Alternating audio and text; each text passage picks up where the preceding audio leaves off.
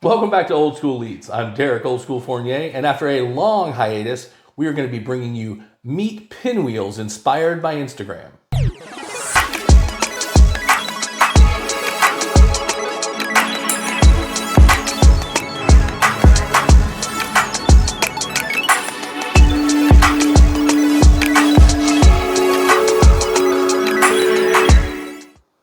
As life has it, we've been away for a while, but thanks for everyone who's still watching our videos.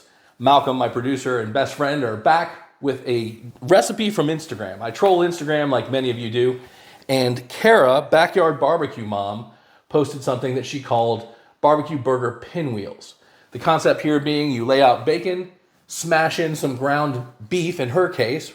We're going to show you a little bit of a twist on that. Roll it up into a pinwheel, smoke it on your smoker, and turn it into a burger of multiple layers of delight. What we're going to do in Old School Eats is we're going to do one version like that with bacon and ground beef. You'll see that we've got some wonderful Kobe crafted burger with brisket in here that we're going to use. I'll talk about that more later. We're also going to do two variances with pork. We're going to do one with ground pork and we're going to do one with breakfast sausage because if we could get more flavor in this, we're going to try. We may even throw some curveballs with you for the sauces, but we're going to get into all that next. School Eats. We are going to do a video akin to our friend Sam, the cooking guy. When you think about the way this channel has sort of evolved over time, it started as it was going to be me and my sons who rapidly lost interest, and now it's me and my buddy Malcolm doing it, and we kind of just do the things that we find fun. Some of it is stuff that we think is really, really great, like we've done and tried and true, and maybe I learned when I went to Myron's cooking class or to Leroy and Lewis, and I love barbecue. Sometimes it's just big dudes that like food and we want to experiment on stuff. And like today, we've never made these things before. They could come out and completely suck. But Barbecue Mama, and I'll put a little link to her Instagram page, and Naughty Fork are who we're going to feature. The burgers that we're going to make, and I use burgers the way my Indian friends do, which is anything you put between two pieces of bread. The first is going to be beef-based pinwheel in bacon. We're going to add some barbecue rub to that. We're not going to get crazy with it. It's going to be good ground beef. I'll show you the ones that we're going to use. You can use whatever you want. Wound up almost like a cinnamon roll. And then we're going to take white American and make a really basic 2-ingredient cheese sauce with a little bit of dairy and drizzle it over the top as if it were a cinnamon roll. And that's going to be our burger one. That was where we started. And in fact, in hers, I don't know that she put cheese on it. She just put mustard and ketchup, like you would for a traditional burger. But we're, of course, making it a little bit fatter by putting cheese in there. We thought, that's good, but what if we upped the pork coefficient? And we started thinking about ground pork, but we evolved. So we're going to do two other takes on this pinwheel concept. One, loose, hot Italian sausage, replacing the beef. We're going to mix in or incorporate some shredded cheese into that hot Italian sausage so we don't have to top it. We're going to wrap that up in the pinwheel. And we're going to make that as another savory burger. It's going to be served on, I think we've got an egg bread that we got from Publix. The third one is a breakfast take, where we're going to take breakfast sausage. We'll show you which one we're going to use there. That's already got some really great flavors. We're going to wrap that in the bacon, and we're going to drizzle that over the top, or sprinkle, I guess is a better word, because it's a dry seasoning, with maple sugar. So you're going to have a breakfast savory sandwich or burger that we're going to do on a biscuit, just a canned biscuit. We're not going to show you cooking canned biscuits. Everyone knows how to do that. We have a side bet that burger will be too large and will look stupid and flop over the sides of the biscuits. I don't think it will. We'll see how it turns out. We are going to throw some curveballs as far as condiments in there. I'll let you see those when we get there. I'm just going to give you a hint. One of them is pepper jelly. So with no further ado or ballyhoo, we're going to get into mixing this together. I wish you guys could see behind the scenes sometimes. We try and stage this stuff like we know what the hell we're doing, but the reality is we don't. And we had the maple sugar in the scene, and Malcolm caught it late and threw it out of the scene, which was very funny. First, we're here with our burgers.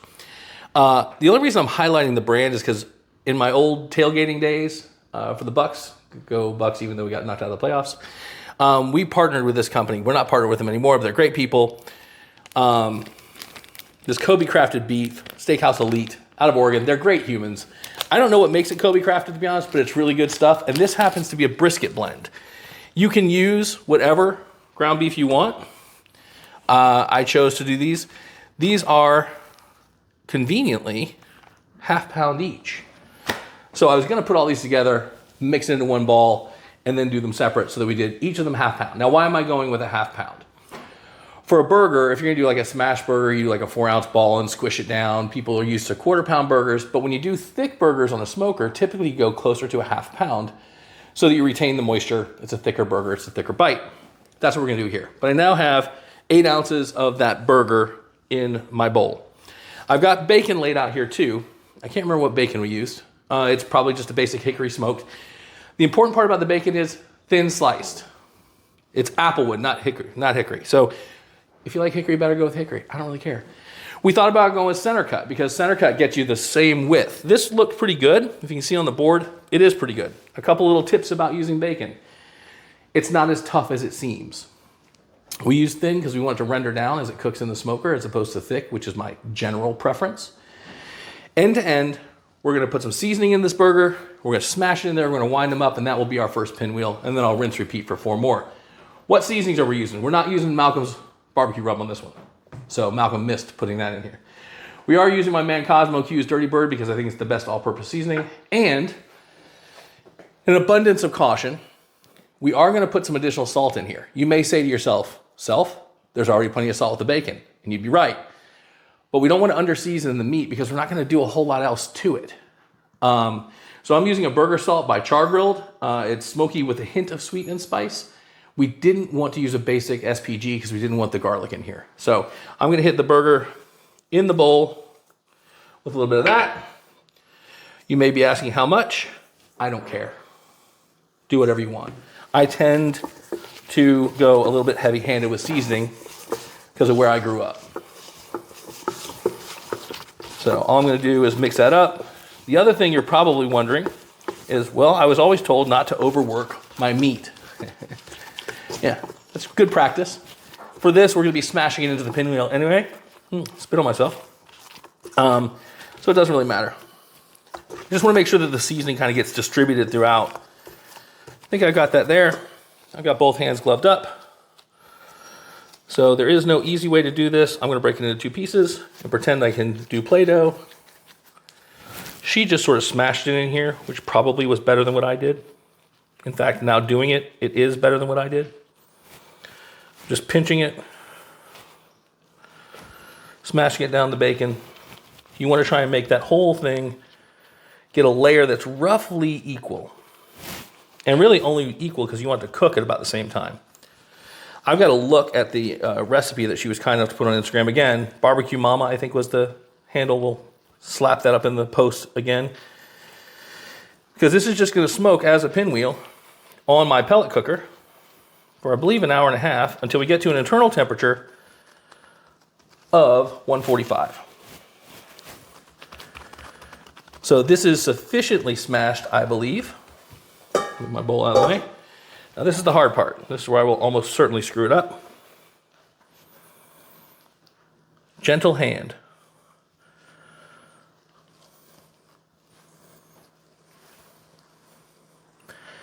I can't remember if I overlapped this direction underneath. So this could be where things fall apart or not. Oh, Lord have mercy.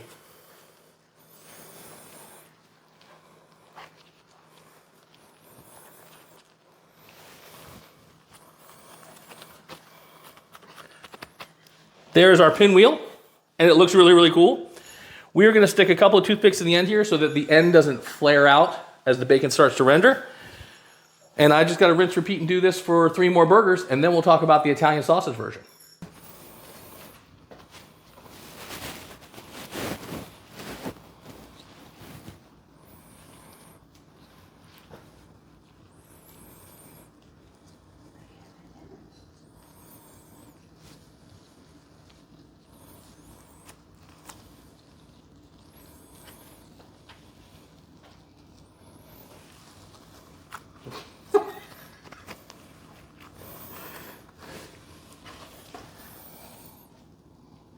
I'm recording, by the way.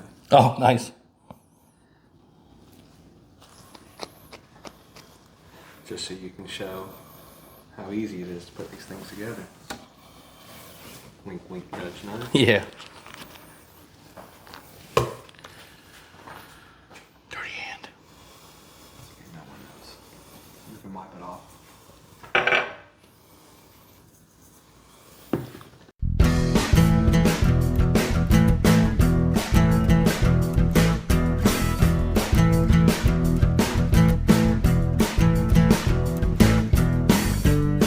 As I stand here in disbelief at how well that pinwheel came together, I did check out Barbecue Mama, Barbecue whatever, Hot Mama. Again, I'll put her thing up there so you get the real Instagram handle, because she may be a genius.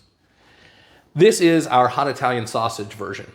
We are using a different bacon. We're using hot honey bacon.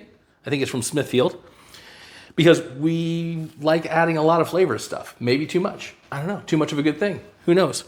We've got hot Italian sausage from Publix. I've got a pound here, so this will make our 2 burgers. I don't have it conveniently broken into 1 pound chunks, which is fine. Nor do I have it conveniently so that the paper will come off easily either. Apparently it's going to come off in sheets. Jackasses. There we go. So what I'll do is I will do that. There's half. We are going to season that with Malcolm Reed's The Barbecue Rub. Malcolm's awesome. If you guys aren't watching Malcolm, you're screwing up. He's one of the first guys I watched coming up doing barbecue stuff. His stuff goes back like, I don't know, 15 years. But the guy has forgotten more about cooking than most people ever know. We've got our bacon lined out.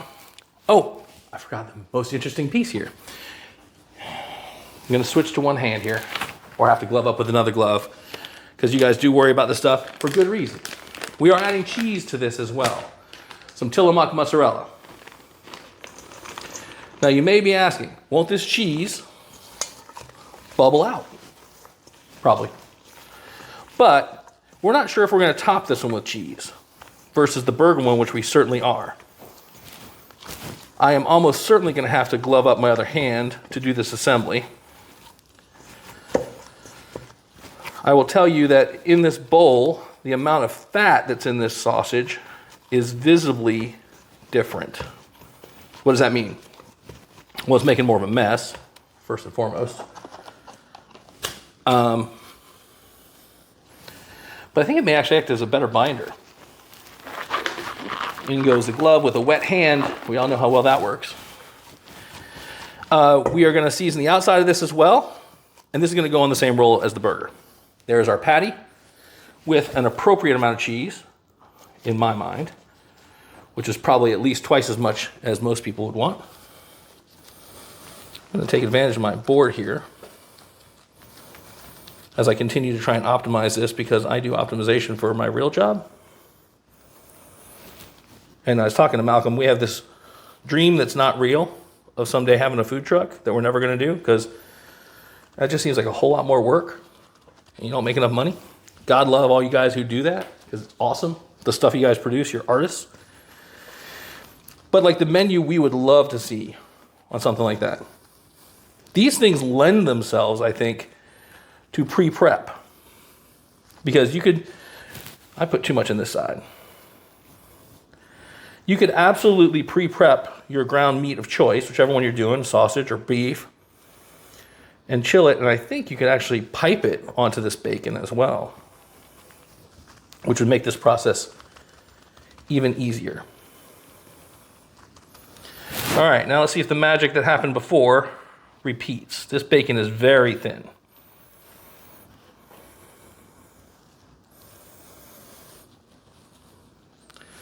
We learned in the first episode that the overlap here in the middle was critical.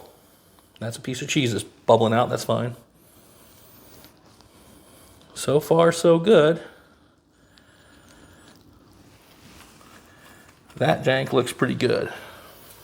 There is our hot Italian sausage with hot honey bacon, mozzarella cheese, and the barbecue rub. One thing I don't know that we got video of, we went ahead and re-seasoned just the outside of those burgers. We'll re-season this as well, so there's a little bit of seasoning on the outside of the bacon, which is still the barbecue rub. It's over there. And we put toothpicks at the end to make sure they don't unwind. So I'm gonna knock out the next one of these, and then we'll do our third one, which is our breakfast version. And with our last pinwheel, we have got some Johnsonville maple breakfast sausage. You guys are probably familiar with a chub of that. I don't know if they call it chubs. They call it bologna chubs. I don't know if I think it is a chub. So they call big things of ground beef too. We're not gonna season this. It's already got maple flavoring in it. When you cook breakfast sausage, you don't usually apply more seasoning to it. So we're not gonna add more to it. What we are going to do is use the same hot honey bacon, and we are going to apply to the outside only this maple sugar to kind of kick that flavor up just a little bit more. So this is going to be another assembly process. This was a pound. That should be roughly half a pound. That should be roughly a quarter of a pound. If you recall from the previous segment, I made a comment that the sausage seems easier to work with, I think because of the fat content. I may have just screwed myself because this one is really fatty. No, it's really like playing with Play-Doh. It's much easier than the ground beef was. You can kind of make your little mounds of it. I do try and pay a lot of attention to the gap between the two strips of bacon. But because this is so sticky, the spreading it out is more of a smearing it on. And I think Barbecue Mama kind of covers that even when she talks about the beef. This hot honey bacon was even thinner. So you gotta be very careful with it. Make sure you get it wrapped over. It's also now been out for a little while, and like most meats, it starts to get a little bit more pliable with temperature.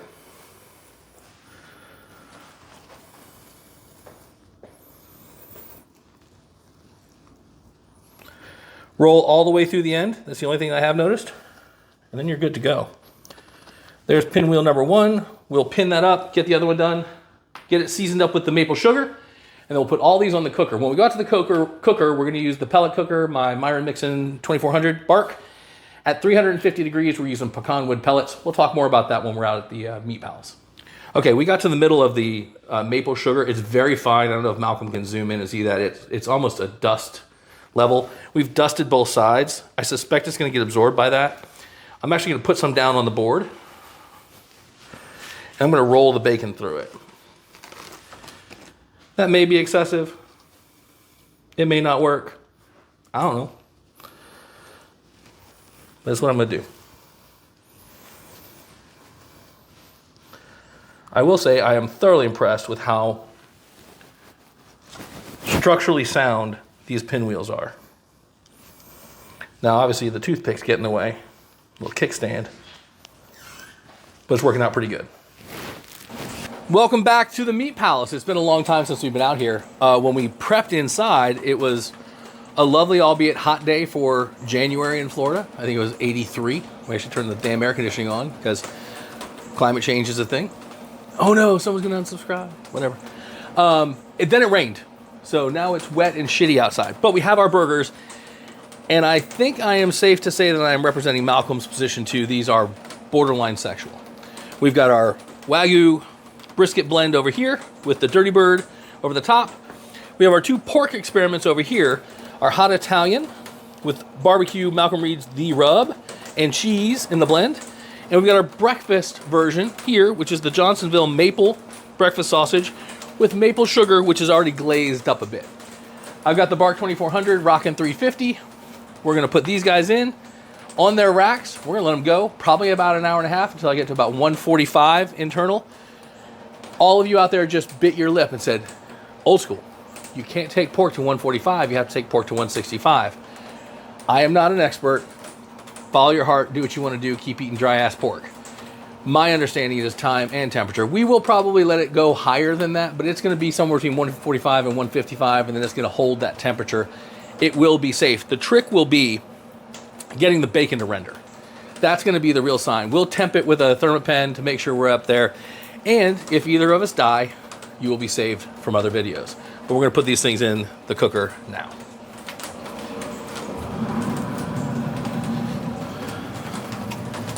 I've got a little catch tray down below where they're going to go to try and make less mess than normal. Don't touch that with your hands because the grates in there are roughly, if I did the math right, 350 degrees. Now these guys will go in there and cook. We'll check on them in a little while. We're back out at the Meat Palace. Our Bark's been rocking 350. We're going to check temperature. We're about 50 minutes into the cook. Barbecue Mama said that it was about an hour and a half at 350. Really trying to get to 145, 150 internal. I've got my trusty ThermaPen here. We're gonna take a look. Okay, I know that we may have a perverse love of meat, but I'm here to tell you, that's some sex right there.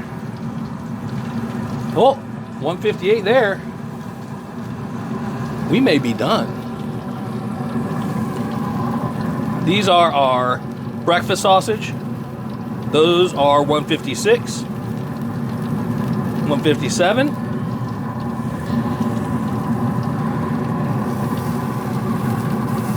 147, 149. I'm gonna let these go just a little bit longer to get to the whole hour, and then we're gonna pull them out. I don't think they needed the hour and a half. My inclination earlier when I saw the recipe was to start them at a lower temperature to get more smoke on them. I don't want to say that we should have done, oh, that's what I want to look at is bacon rendering. Yeah, the bacon is not rendered enough yet. That's the trick. That's the trick. So we don't want the bacon to be chewy. Now the other thing you could do, if the bacon is too chewy on the outside, you're not going to get all that bacon to render inside probably because it's got all that fat compressed around it. We could hit it on the outside with a torch. I don't know that we want to do that. I'm going to let this go for another 15 minutes to get to a full hour. We'll come back in and check it, and we'll see what that outside bacon looks like. All right, so we bumped the temperature of the bark up to 375 to try and render that outside bacon a little bit more. We went to a total cook time of about an hour 10. Let's see what we're working with.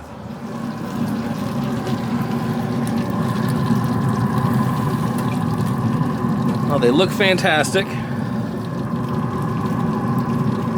177 over here on the pork. 168 over here on the beef.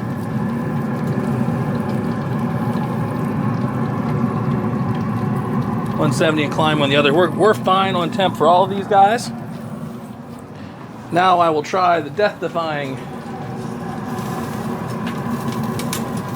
tactic.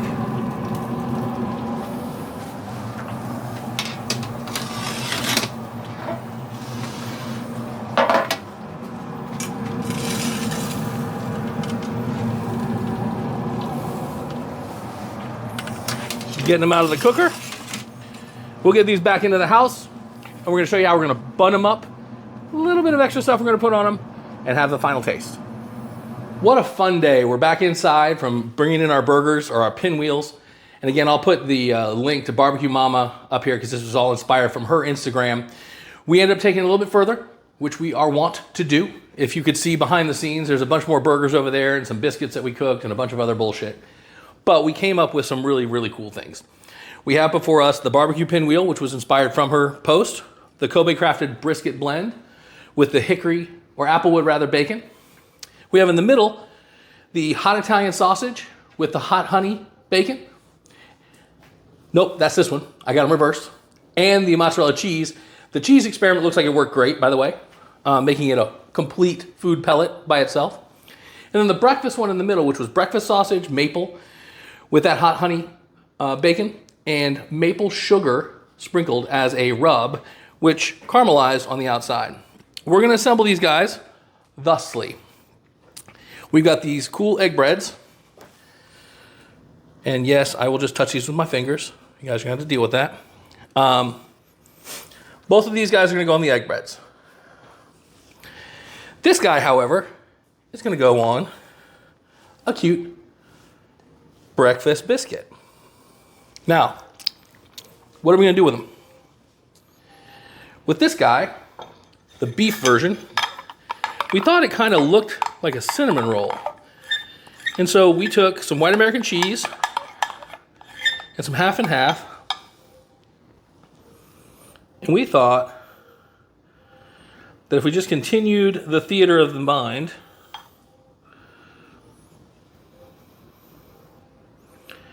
it would end up looking just like a cinnamon roll.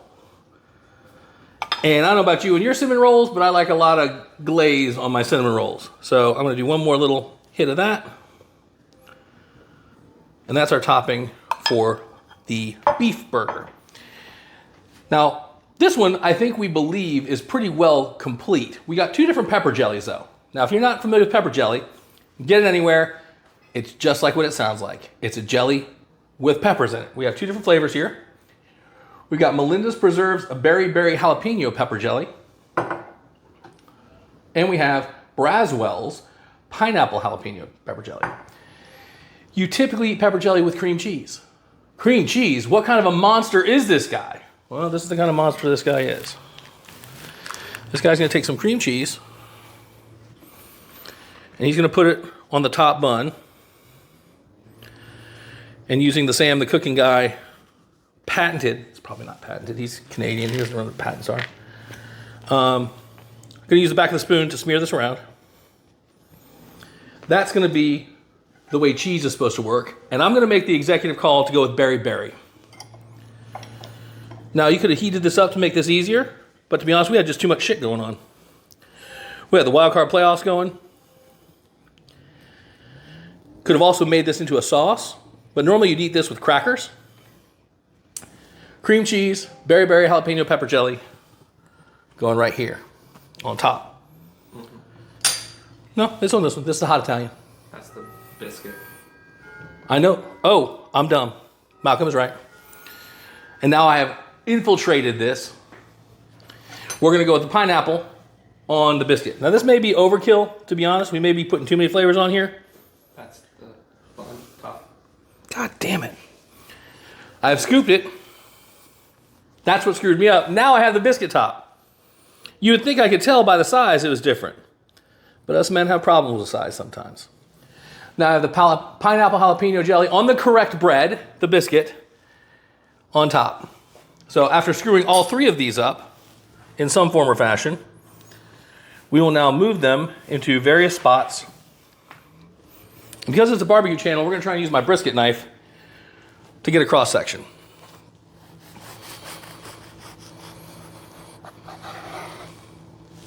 I'm going to do all three of them at once.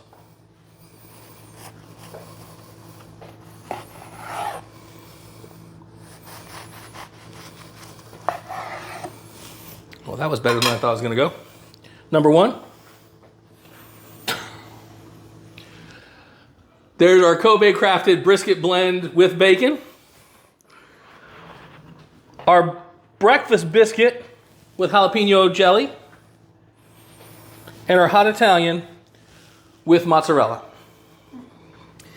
Now, I can't eat half of these, so I'm going to go ahead and cut these in half so I can taste them for the video, thereby taking yet another risk at cutting. Though, to be honest, it's just kind of working.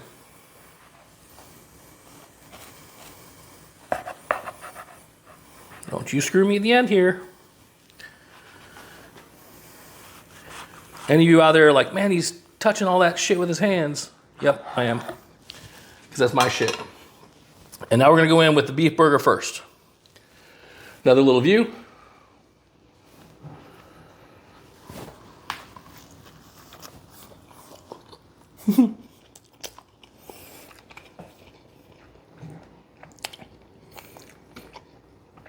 That is as delicious as you think it is.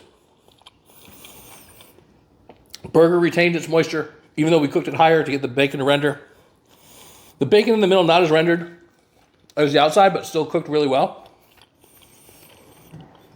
I am absolutely a white American whore. You could have put ketchup and mustard on here.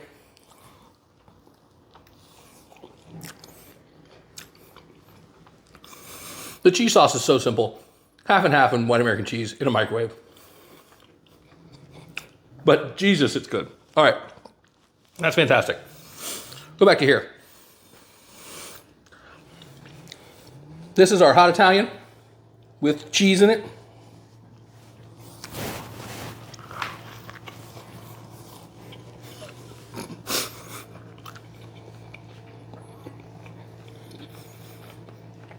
The jelly wins. The jelly absolutely wins. This is one with berry, right? Holy shit. It's not too hot. I even get some smoke. You can get some smoke ring on the outside of that. If I were doing it again, I would start them at a lower temperature to get more smoke on them. But holy crap, that's good. And now the last, the coup de grace, some would say. My shaky ass hands. This one looks probably the coolest. See the pepper jelly poking out the top? This one has the pineapple pepper jelly.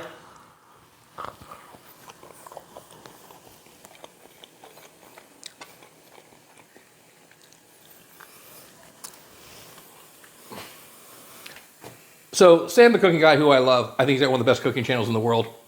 He's notorious for the way he enjoys his food. Usually has a paper towel roll, the whole 9 yards. All three of these were really good. The cream cheese here with the pepper jelly, blending with the hot Italian sausage was awesome. But all of the maple and the sugar and the pineapple jalapeno on the biscuit, if I got served that in a restaurant, I would lose my shit. It was really, really good. Get creative out there, guys. Follow the lead from Barbecue Mama, who I will find her real name and post it. This was a lot of fun. It wasn't a lot of work. Any of you guys can do it. Simple cooking, and just make shit up. If you enjoyed the video, don't forget to like, subscribe, tell your friends.